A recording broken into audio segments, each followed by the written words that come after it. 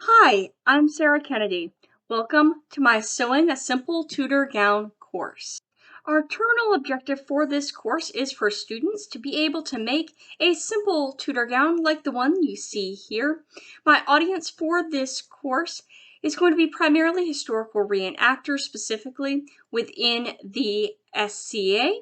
I assume that my learners are going to have a variety of experience, from those who have sewn 20 plus years down to those who have never picked up a needle and thread before. The enabling objectives for this project is, first, learners will need to be able to describe what are the key characteristics of English gowns in this early Tudor period. The learner will then be able to choose material for their project based on historical accurate, budget, local climate, and personal preference. The learner will then need to be able to use measuring tape to take measurements to the nearest half inch. They're then going to take these measurements and draft a custom dress pattern. And finally, the learner is going to sew a simple Tudor style dress either by hand or by machine. This course was developed using the ADDIE model. As far as our learning theories behind this, we are looking at the fact that these are adult learners. They are self-motivated and self-directed. They want to make this new dress to be able to go and attend an event. We're recognizing we have a diverse group of varying abilities.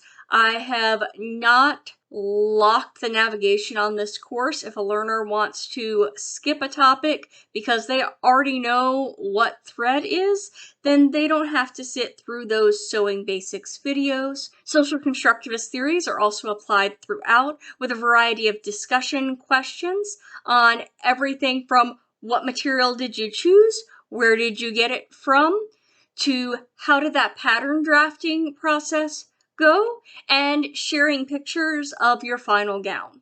Additionally, this whole thing is based on a project-based format.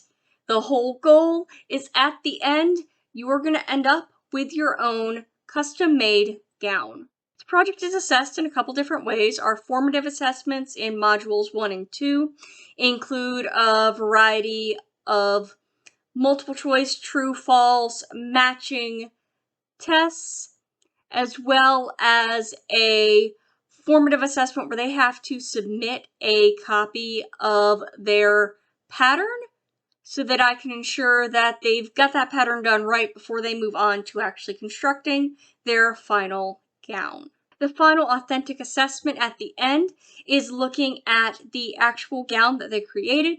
And here's the course. When students arrive, they're going to be taken straight to this welcome splash page that has an introduction video that explains the purpose of the course, as well as some basic information on navigation and using the course itself.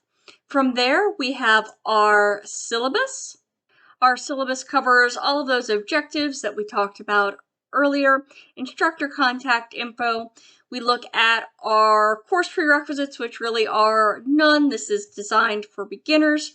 We have our course grading, with the final project really being that most heavily weighted portion of the course. We have our course timeline. I really have this developed as a self-paced course. A learner who machine sews this can probably do this in a period of a week or two, versus if you are hand sewing, this could easily take 6+ months to complete. We also look at our SCA core academic policies, bullying and harassment policies. We have our technology information, what are the different technologies required for this course, as well as a link out to those Canvas student videos. Next up, we have our course schedule, which really looks at what are all the activities that we're doing this week, as well as what are all the discussions and assignments. And then we end up with our overall course expectations for the learner and my tips and tricks for success in this course. So in Module 1, we start with that welcome message you saw earlier. I then have an About This Instructor page. We then have a PDF version of our course syllabus. We then have our course resources page. This page has a list of all resources used in this course, So any of the citations you're seeing throughout this course are referencing you back to this page here. From there, we really dive into our content. So we have some basic reading, we have some resources for further reading, we have our first discussion prompt. What about this period or style of dress appeals to you most? And have you found any useful websites or research that you would like to share with the class?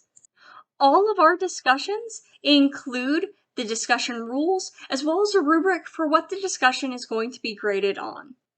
We have our first sewing basics video that talks about different thread types. We then have information on different fabrics, historic, modern, and fabrics you shouldn't use.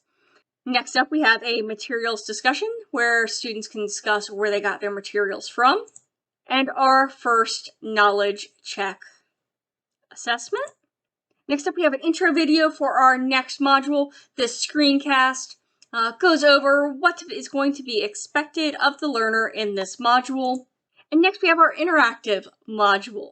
This was designed in the newest version of Captivate and walks learners through how to take all those different measurements that they're going to need in order to build this dress. I then have a nice little worksheet for them to be able to fill in with all of their measurements and save this for later to reference when patterning. We then have a quiz on taking your measurements. Next up, we walk through some basics of pattern drafting. What materials should you use? Why we draft patterns. And we have a look at what that final pattern is going to look like. We then have step-by-step, piece-by-piece, how to draft all the different pattern pieces that you're going to need for this gown, how to do all the calculations, all of that fun stuff before they finally submit their final pattern. And we have a grading rubric there on what we're looking for in each of those pattern pieces. Finally, we have our pattern drafting discussion prompt. What part of the pattern drafting process did you find easiest? What part of the process was most difficult? And did you make any changes or modifications to the pattern? And if so, what changes did you make? This video covers everything from how to prepare your fabric, prepare your thread, and do some of those basic stitches that you're going to need if you choose to hand sew this project. Finally, we get into the actual construction of the gown itself. For this portion of the class, I have simple basic written instructions followed by videos that really kind of look over my shoulder and walk you through the entire process in a time lapse from beginning to end. Assembling the back, assembling the front, assembling the back and front together. And finally, we have that video on making and attaching your sleeves. Before going into our final discussion prompt, what part of the gown construction process did you find easiest? What part of the process was most difficult? Did you make any changes or modifications to the gown? And if so, what changes or modifications did you make? And then we have our final assignment, which is where they're going to submit a photo of themselves wearing that final project that they've created. And we have a rubric here where it is going to be judged based on fit, workmanship, historical accuracy, and providing the appropriate documentation. And finally, the students will get a chance to take a survey and provide some feedback to me on what they thought of this course. What would I change? Honestly, my biggest issue with this course is using Canvas. I feel like my learners, if they've got to create an account somewhere and log in, they're just not going to do it.